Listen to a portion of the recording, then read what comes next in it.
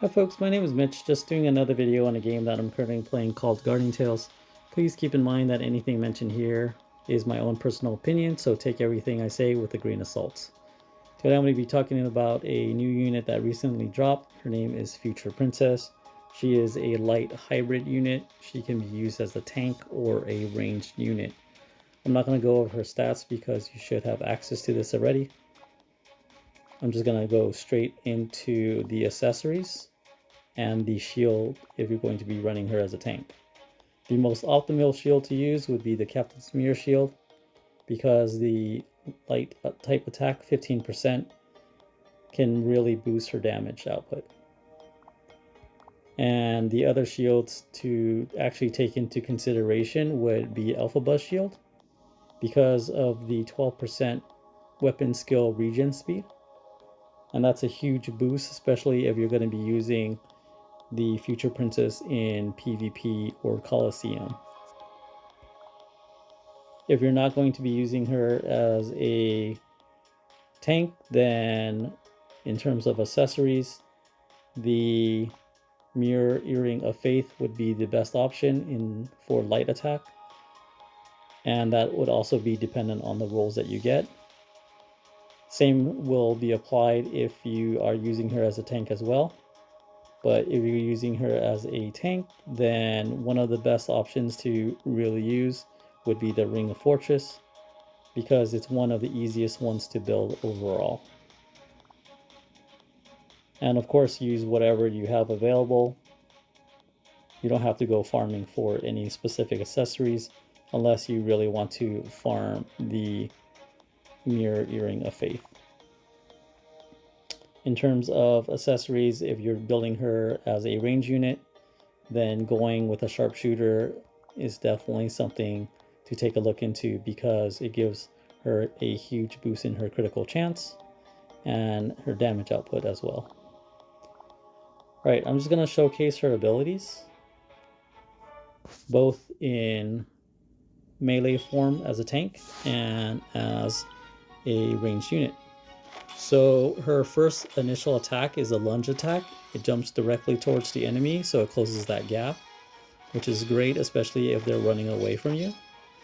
One of her attacks on the third hit will bring the enemy back towards you. It's kind of like Marina's anchor skill with a shorter range.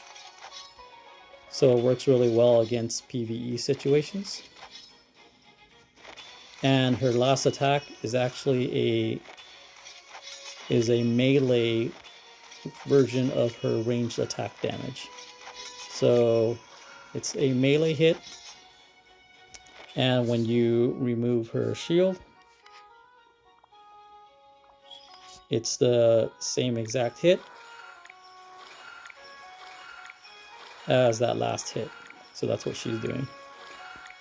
The great thing about both her melee attack and her range attack is the fact that it goes through objects.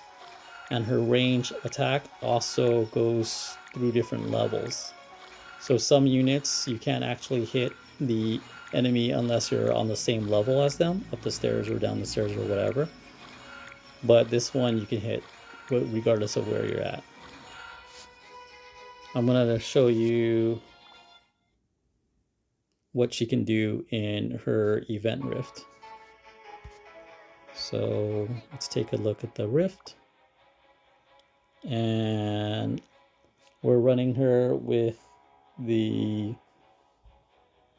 knight as what we did before in the other raids, and let's see what she can do as a ranged unit, and then at level 60 event rift, and then let's see what she can do as a tank. So she's pretty much the same as every other ranged unit. She'll stand right against the wall. She'll do her best to avoid everything. And she's just basically going to stand in the back line, despite the fact that she is a pretty tanky ranged unit. Her hits are AoE.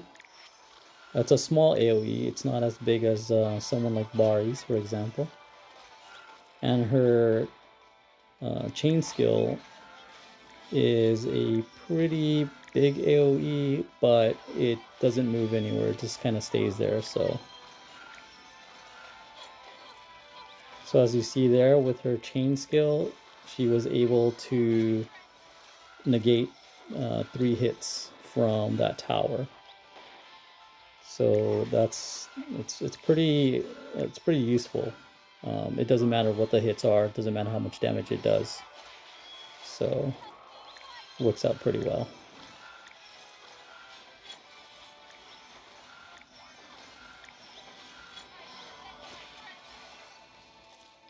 Okay, and now the boss fight. It's only her and the knight now. So she does an okay amount of damage. Let's change that to DPS. Again, she's not really built to be someone who replaces your main DPS. She's a hybrid unit, so she won't be able to replace anyone like that. So she can finish the level 60 event rift in under 2 minutes. And let's use her as a tank. Let's run that through again.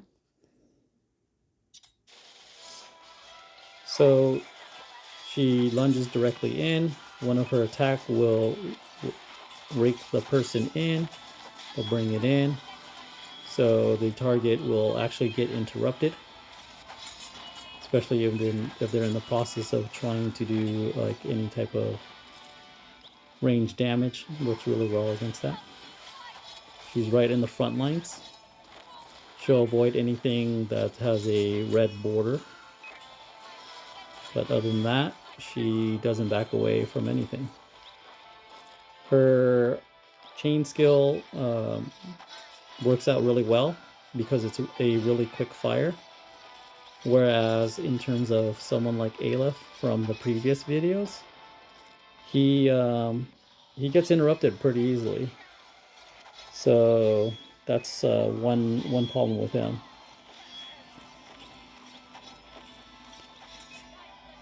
So keep in mind that Future Princess is a great tank. She has the ability to replace your main tank, whether it be Oghma or Marina. But I would honestly say that she is a great unit to use in a dual tank team to draw aggro away from your main DPS. And as you see here, with her being a tank, she kept Sohi alive and enough to clear the dungeon a lot faster than if she was a ranged unit.